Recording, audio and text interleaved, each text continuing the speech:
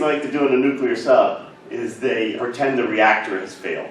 And now the crew has to get the reactor working again. And they have the amount of time until batteries run out. They're running the engine on batteries. They're practicing the reactors out, they're running on batteries, and they're running at 1/3 speed. And he's thinking, if I really want to push them, I'm going to speed up so the batteries drain faster, and they're going to have to fix that reactor faster. So he makes a command, ahead 2/3. And this is the control room. These are the guys driving the submarine. And David's probably like right here. So they're all packed in tight together. He gives a command. There's another one here who is second command, and he repeats the command. So he's ahead 2/3, and the other guy says, sorry, ahead 2/3. And then this guy's supposed to dial in the 2/3 on that dial. And he doesn't. They're waiting. This guy's starting to come in, hunch over and try to get small. And of course, David's standing right there, so he says, sailor, what's wrong? Why don't you dial 2/3? And he says, sir, on this submarine, when we're running on the batteries, there is no 2/3. We only have 1/3. And David looks over to the second in command. He says, did you know about this? And this guy's been on the submarine for 2 years now already. He said, yes, sir. I knew that. And he said, well, riddle me this. Why did you give the command? And what do you think he said? Because you told me to. So that's the video we watched when he said, okay, we shut everything down, we're going to go have a meeting, and that's where the crew said, you need to shut up. In this framework, he figured out, here I am, down here, telling them all what to do, but I don't really know how this submarine works. I am not the expert on this submarine. They said, you know what? Yeah, I need to shut up. I need to be over here. I don't know anything, so I'm not going to tell you what to do either. And then eventually, he had to decide, as I learn the submarine, where do I go next? Do I go back to I know everything, I'm going to tell you everything what to do? And he said, no, you know what? I think I'm going to go up here. Even though I know everything, I'm not going to tell you what to do. I'm going to let you use your own brains. If you look at it, up in this quadrant, we're at command and control. I know everything, I tell you everything what to do. Down here, I don't know anything, but I'm still telling you what to do. I'm just making guesses and hoping everything turns out okay. Over here, if I don't know I'm not knowing anything, I'm not telling you to do, I'm just kind of advocating and hiding and bye-bye. But up here, I'm more like a consultant and a coach. I'm helping develop you as a leader. Even though I understand how everything works, I let you use your brain and help develop you to make decisions on your own. So that's where we go with intent-based leadership. We're looking for getting into that quadrant. A lot of you are in Agile organizations or work with Agile groups. How's this fit with Agile organization? I think a better question is, where your Agile organization fit in these quadrants? Flip it around. Where your organization fit there? Are your managers and leaders doing command and control, or they're more into mentorship and coaching? Where are your Agile organizations? Let's listen to Sylvie. I always liked seeing the transition, since I was always the expert in quality assurance project management, as well as Scrum, which we did the last 2 years of my job, where the team wasn't fully trained or certified. We had new people, some people leave, new people come in, everyone's kind of trying to figure out where we're at. But I always liked seeing them go from command and control, where I was telling them how to do things and what to do and setting up the processes and the templates and the matrices and the metrics and everything, to them getting to the point where they learned it, accepted it, and were able to build on it. So I thought that was great. It's exactly what you said. I could finally take a day off and not be called in as if I needed to work that day because somebody didn't know how to do something. You go home and eat dinner. Yeah. Yeah. Working with a business team, I'm really thankful that they are into consultant coach. People who are actually at the higher hierarchy who are mentoring, they are into consultant coach, and the people who were in the middle, they were more into command and control, and now they are improving and getting into consultant coach. Oh, good. We have similar to what she was saying. I don't think that they didn't want to go into the upper right. I think they would slip back into what's familiar, and a lot of them were trying to come up to speed with Agile at the same time. It was just familiar to them, and if something wasn't accurate, they would slip back into. That's a human thing. Yeah, and it's just something I know.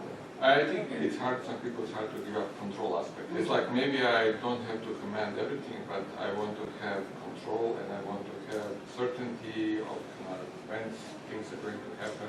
But why do you think that is? Why do I feel I need to maintain control? You feel powerful. You feel powerful. Because ultimately, you're the one responsible. And so you want to know that, okay, they are making these decisions. So far, they've been good, but I was the one approving it, been aware of it. And I had several situations where they decided to do something that was completely wrong. And was it wrong, or was it my opinion that it was wrong because it's not what I would have done in that situation? But I made them do what I would have done. Because I feel, I can't give you specifics, but at the time, I felt that if they did it, it would have gone wrong. And so And what happens if it goes wrong? I'm responsible. Yeah, and the axe is going to fall someplace. It's never been that critical, but I just feel like things can snowball. And I want my time off when I can get it. I don't want to have to be babysitting all the time. By teaching them through these different situations, they learn to make better decisions. Because they're contractors, they're kind of looking at it from their perspective and not the company employee perspective. So you have to look at the different types of workers. And then each one's got their own background, each one's got their own discipline, each one's got their own way of working from other companies. So it's too much in the decision-making process.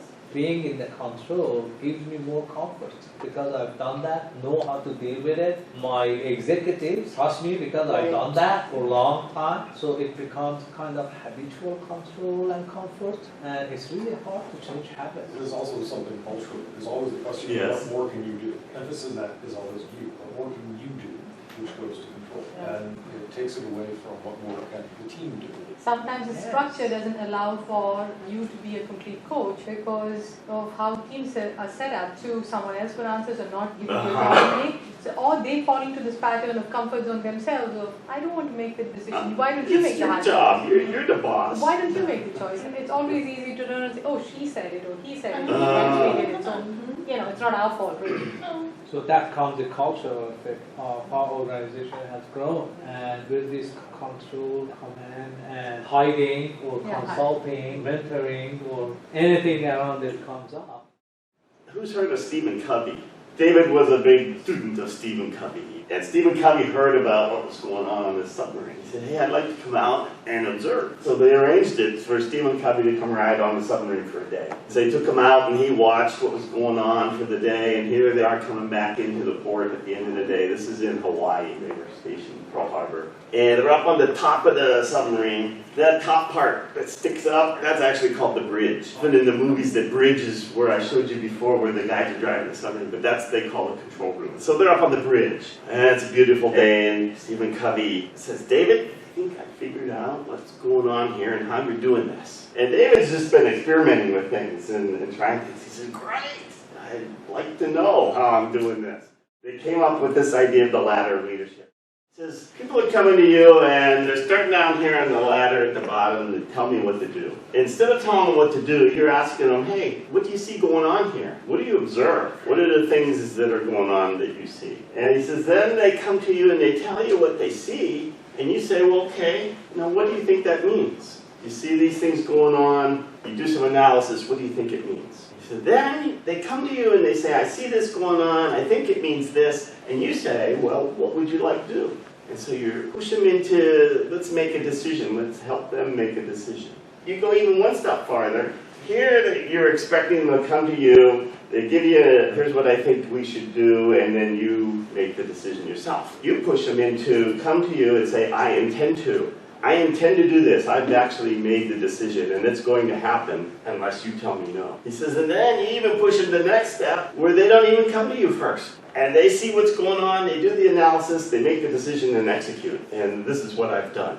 And then Stephen Covey bent over and pulled his head, and he said, Dr. Covey, what's wrong? Are you seasick? And he said, no. But I'm a 7 guy. I like 7s.